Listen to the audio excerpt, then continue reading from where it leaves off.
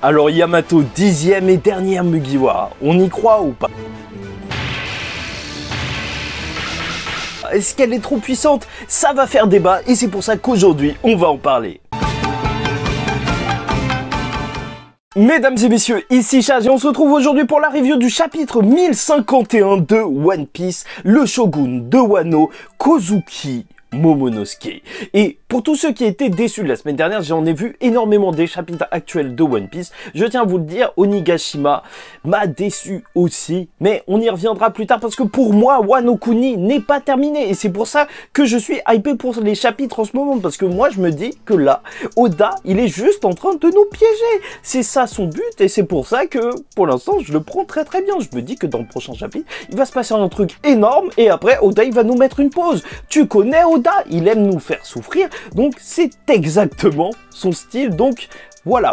Dans les prochains chapitres, moi je m'attends à un truc. Donc dans une première partie, nous parlerons de son cas, et ensuite nous parlerons de Yamato. Et le chapitre va s'ouvrir avec une page cover, avec le Germa qui s'enfuit de manière badass, avec une explosion et tout. Et ça, dans un sens, ça me fait plaisir de voir que Big Mom, en fait, c'est pas juste parce qu'elle est tombée elle seule que elle est tombée. Voir que son territoire est aussi détruit, et sera peut-être détruit entièrement par le Germa, ça fera une véritable chute d'un autre Yonko. Parce que pour moi, tu peux pas juste battre le Yonko. Il a une armée, il a énormément de choses. Elle va délirer quand elle va rentrer à Whole Cake. Et bien sûr, en fait, ce chapitre, s'il se concentre sur Momonosuke, en fait, c'est surtout une grosse mise en scène pour te montrer à quel point, justement, son arrivée au pouvoir est importante. Parce que je te rappelle que nous, certes, on vit cette alliance depuis 10 ans, mais bien sûr, en fait, c'est surtout le combat de Wano qu'on a vu qui a duré 20 ans et il fallait quand même quelque chose à la hauteur, un chapitre justement pour fêter ça entre guillemets, pour tout remettre en ordre. Et en plus c'est un allié de choix que s'est fait Luffy en fait, même si c'est un autre peuple qui est libéré à la Basta ou même Dressrosa, c'est le pays que Luffy a libéré, donc Nika. Tu vois, ce qui marche encore très bien avec l'éveil de son fruit, mais surtout qui était, certes, le plus esclavagisé, entre guillemets, mais aussi le plus puissant, et donc qui fera un allié de choix, que ce soit Ashura Doji, les fourreaux rouges qui ont humilié Jack, ou même au niveau de l'armement, avec quand même le granit marin qui viendrait d'ici, et Zunesha, tu vois, en fait, il s'est fait vraiment un allié de choix, Luffy. Et bon, revenons-en au chapitre, puisqu'au début, personne ne va comprendre ce qui va se passer. Je te rappelle il y a 2 minutes, ils étaient en plein milieu d'une soirée disco. Et donc, là, il y a des personnages qui sortent de la brume, des morts, ce qui marche assez bien. Tu vois que la mise en scène, bien sûr, elle est impactante. Ça, en animation, mais ça va être n'importe quoi, tu vois. De les voir sortir de la brume comme ça va être terriblement impactant.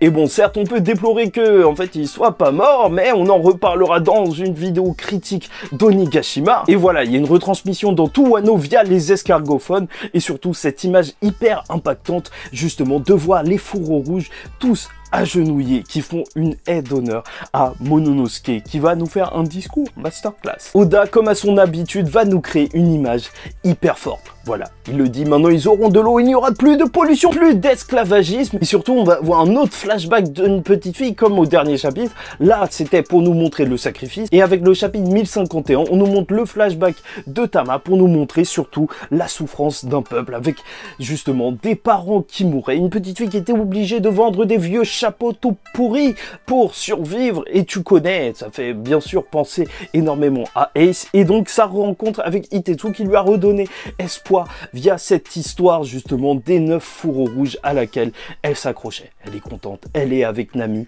Bien sûr, en fait, on en apprend aussi plus sur son pouvoir. Les Dango, en fait, ils durent que 30 jours pour influencer une personne, mais il y en a qui restent avec elle après, et vu qu'elle a l'air de bien s'entendre avec Speed, qu'elle considère comme sa mère, alors je pense qu'elle restera et qu'elle pourra se faire des alliés. Dans tous les cas, Luffy a tenu sa promesse de libérateur de Joy Boy. Ouais. Et on continue donc sur le discours de Momonosuke qui dit qu'ils ont vaincu Kaido Orochi grâce à l'alliance de ninja, pirates, minx, samouraïs. Franchement, je suis désolé de le dire, mais ninja, je vois pas en quoi ils étaient vraiment alliés. Dans tous les cas, on a vu Raizo et Shinobu qui étaient alliés avec eux.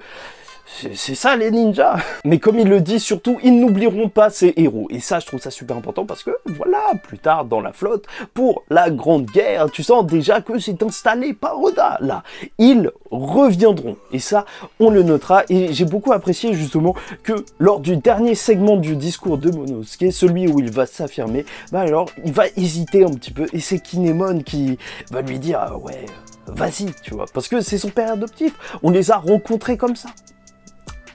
C'est super fort. Et bien sûr, Luffy, c'est aussi le sensei qui l'a forcé justement à affirmer sa volonté de la même manière que Vivi aussi. Luffy, il a été en quelque sorte un mentor aussi pour elle. Et donc, il s'annonce comme le fils d'Oden et celui qui est désormais le nouveau shogun de Wano. Il va rendre sa noblesse au pays de Wano, mais il aura besoin des habitants. Et bien sûr, il pense aussi à ses parents. C'est vrai que là, voir Momonosuke le reveal justement de ce à quoi il ressemble, ça marche extrêmement bien.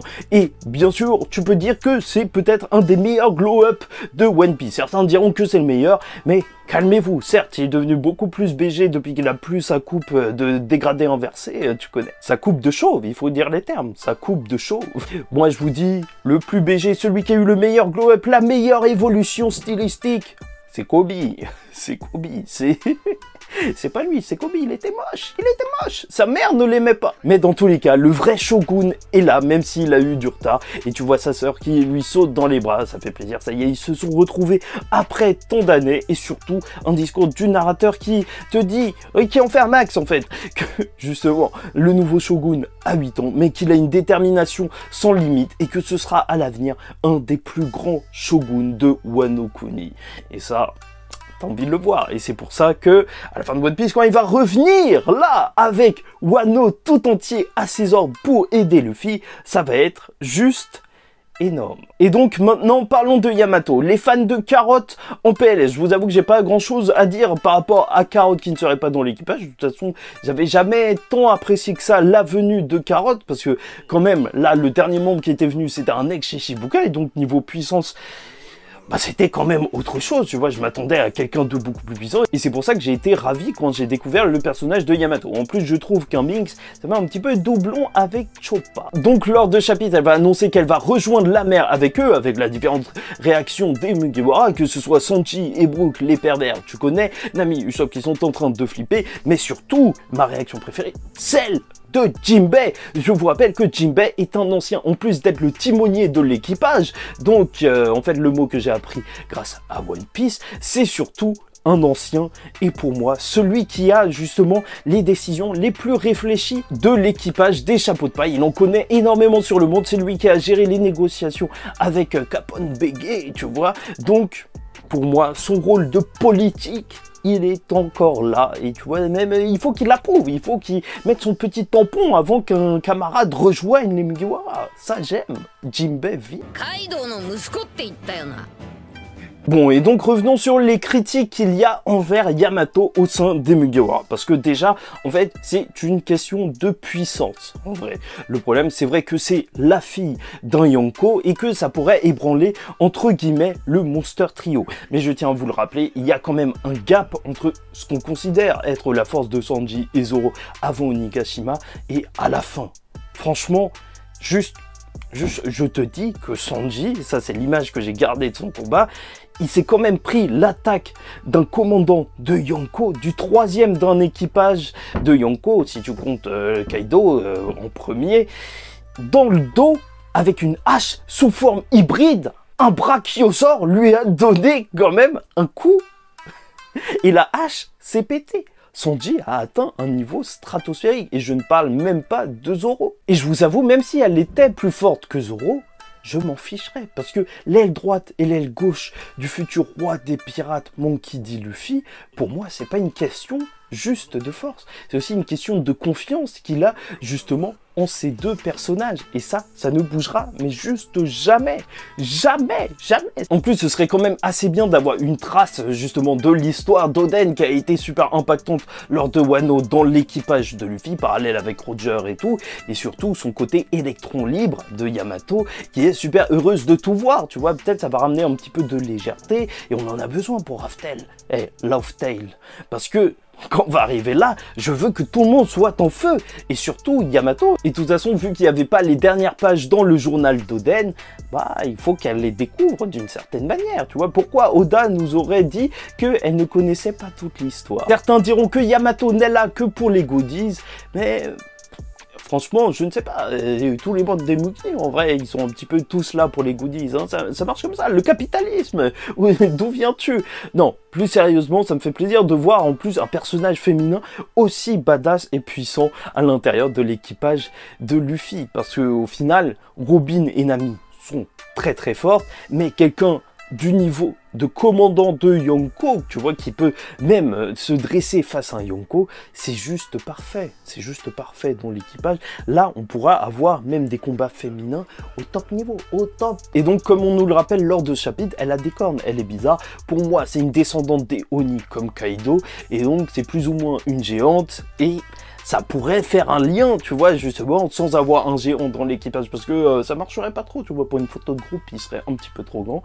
Là, ce serait juste excellent d'avoir aussi une nouvelle race, parce que Luffy, il est un petit peu comme ça, c'est comme s'il jouait à Pokémon, il veut tous les capturer. Certains voudraient qu'elle reste à Wano Kuni afin d'aider Momonosuke à reconstruire, justement, le pays, mais je terminerai sur ça, parce que, en fait, pour moi, tout ça, globalement, pourquoi je veux vraiment qu'elle soit là, c'est surtout après le combat Kaido-Luffy, où tu as vu que les deux personnages se respectaient énormément, que Kaido attendait vraiment la venue de Joy Boy lui aussi. Et maintenant qu'il est arrivé, même si... en fait, Kaido ne rejoindra pas l'équipage de Luffy, ne l'accompagnera pas, ne vivra pas un bout de sa vie avec lui. Ce sera au tour de Yamato de continuer un petit peu la volonté de son père, qu'elle le veuille ou non, en fait. Justement, ça crée même un lien autour de ces deux personnages qui n'ont pas énormément de choses qui les lient, en vrai, au final, à part justement leur possible admiration pour Joy Boy. Et c'est pour ça que...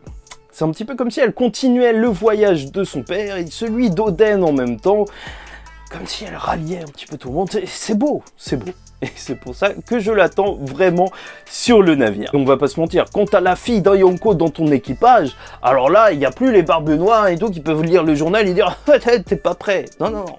Luffy a un équipage de Yonko aussi.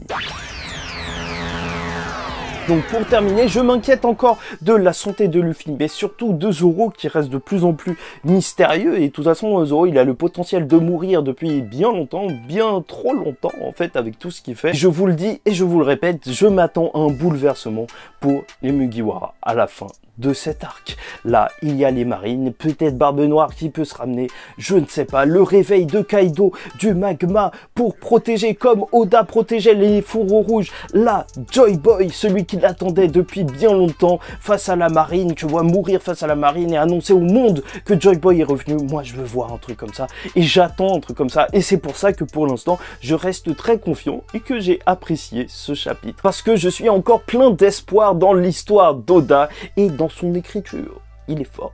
Bref, j'espère que vous avez apprécié cette vidéo. En tout cas, pour moi, c'était un plaisir de vous la faire. N'hésitez pas à liker ou disliker la vidéo si ça ne vous a pas plu. Commentez, donnez-moi votre avis en commentaire. Abonnez-vous parce que chaque semaine, on parle de One Piece. Et ce que apprécie un fan de One Piece, c'est surtout quand il n'y a pas de pause. Et la semaine prochaine, on se met bien.